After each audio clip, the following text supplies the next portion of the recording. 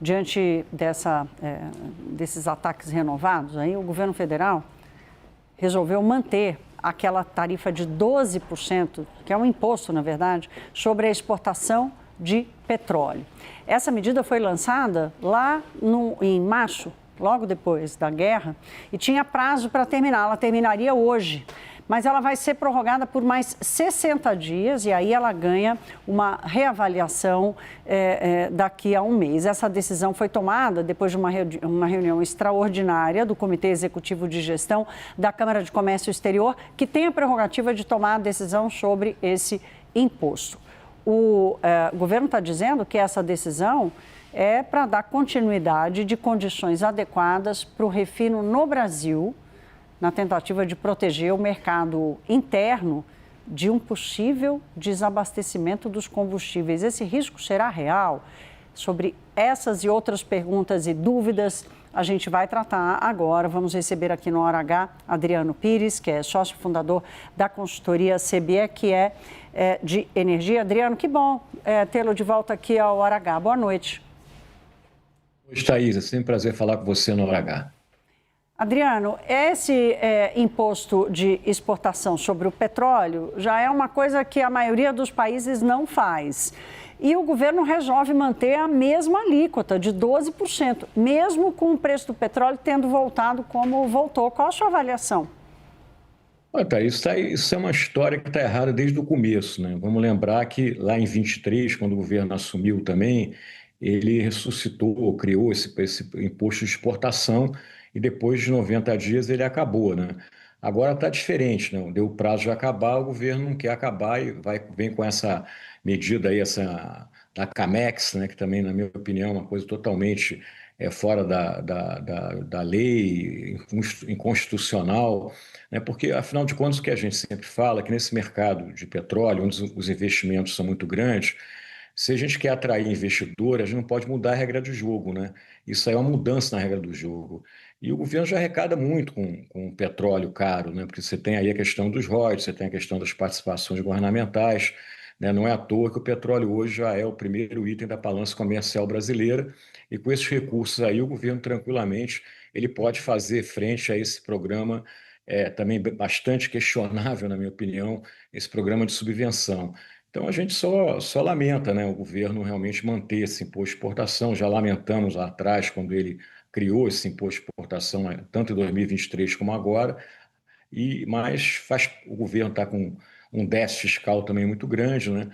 Então, ele quer manter esse imposto. Vamos ver o que vai acontecer, né? Se ele vai realmente manter só por 60 dias ou depois de 60 dias ainda vai falar, não, agora vamos deixar esse imposto permanente, vamos reduzir ele caso o petróleo volte para 70, para algo como 6, 7%. Se o petróleo voltar para 90, para algo como os 12% atual. Mas, de qualquer maneira, é muito ruim para a indústria do petróleo e para quem quer investir no setor de petróleo no Brasil.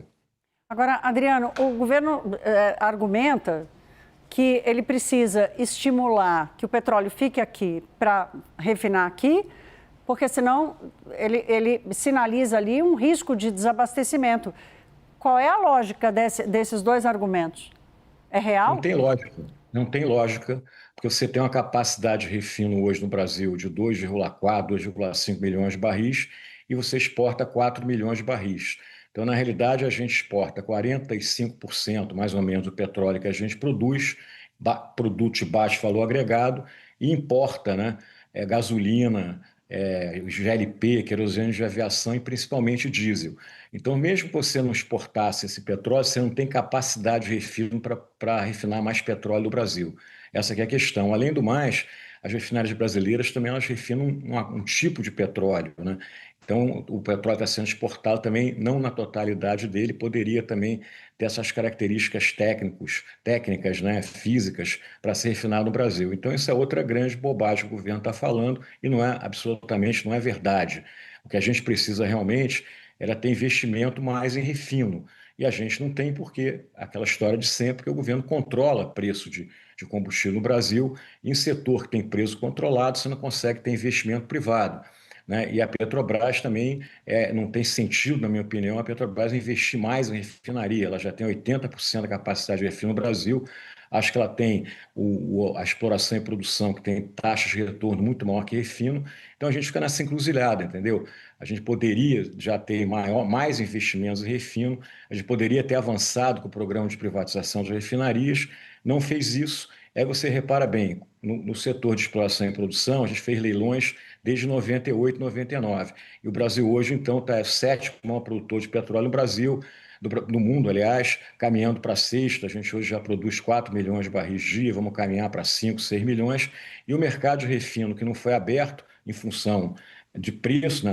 Legalmente ele está aberto, mas ninguém investe devido ao controle de preço, a gente virou importador de derivado. Então, é aquela lógica brasileira de exportar produtos de valor agregado alto valor agregado baixo, perdão, e importar produtos de valor agregado mais alto. E temos um problema também para o futuro. Se a gente continuar com esse parque de refino que a gente tem hoje, sem investimentos, daqui a pouco a gente vai estar exportando 65% do petróleo que a gente produz. Sim, sim. E o consumo de derivados vai continuar crescendo. Então, você vai ter um problema sério até de colocar produto dentro do Brasil, que para entrar no Brasil você tem que ter terminais. E também você não tem terminais suficientes, na minha opinião, para daqui a 2, 3 anos você entrar com produto importado dentro desse cenário que o Brasil vai exportar 65% do petróleo que produz e vai continuar estagnado na indústria de refino se a gente não tomar as providências devidas, que é atrair investimento privado. Agora, esse investimento, ele depende de sinalização do poder público, né, Adriano, como você costuma dizer, e a sinalização hoje é para recomprar a refinaria que já foi privatizada, é para recolocar dinheiro naquilo em que o Brasil não tem competitividade, né, naquilo que não dá retorno. Essa é a sinalização, botar dinheiro onde o retorno não aparece. Não estou nem falando do retorno financeiro, estou falando do retorno mesmo de benefícios. Adriano, rapidamente para a gente terminar, preciso te ouvir sobre esse balanço recente, esse desequilíbrio recente nos preços lá fora, porque a gente viu o petróleo voltar a subir 8%, hoje ele caiu um pouquinho. O que tem de especulação e o que tem de fundamento nesse movimento recente? Thaís, o mercado de petróleo está muito desorganizado, né, por vários fatores, né? Primeiro, esse vai e vem do cessar-fogo de acordo de paz, né? O presidente Trump acorda de um jeito, dorme de outro, e qualquer declaração dele faz o preço subir ou descer. Mas não é só as declarações do presidente Trump que estão desorganizando o mercado. Você tem outro fator, o seguinte, que durante a guerra, em função de preços altos, muitos países, a Europa, a China, fez um grande estoque de petróleo e está botando estoque para fora agora, né? Também isso faz que o preço tenha caído bastante logo que foi anunciado cessar-fogo. Então, o mercado tá desorganizado. Outra coisa que a gente tem que prestar atenção nesse mercado é que a Rússia, que foi sempre nos últimos anos, desde do início da guerra da Ucrânia, o maior exportador de óleo diesel para o Brasil, parou de exportar óleo diesel, porque ela foi atacada, as refinarias da Rússia, pelos drones lá ucranianos, perdão. Então, você pode ter também nos próximos meses um problema de diesel no mercado, com o preço do diesel subindo muito. E volto a repetir, o Brasil hoje importa de 25% a 30% do diesel. Enfim, tudo isso, né, Thaís, a questão geopolítica, a questão de usar os estoques agora para aqueles preços também não afetarem a economia dos países que fizeram os estoques, né? No caso Europa, China e outros, estamos num mercado completamente desorganizado, o que torna muito difícil, né, a gente prever como é que vai evoluir esse preço do petróleo nos próximos meses. Entendi. Adriano, sempre muito bom lhe ouvir. Adriano, que é uma das grandes autoridades do mercado de energia no Brasil. Adriano Pires, sócio fundador da CBIE. Meu caro, muito obrigada. Bom resto de semana para você. Eu que te agradeço o convite, é sempre um prazer falar com você e boa noite a todos. Também um resto de semana bacana para todo mundo. Obrigada, meu querido. Boa noite.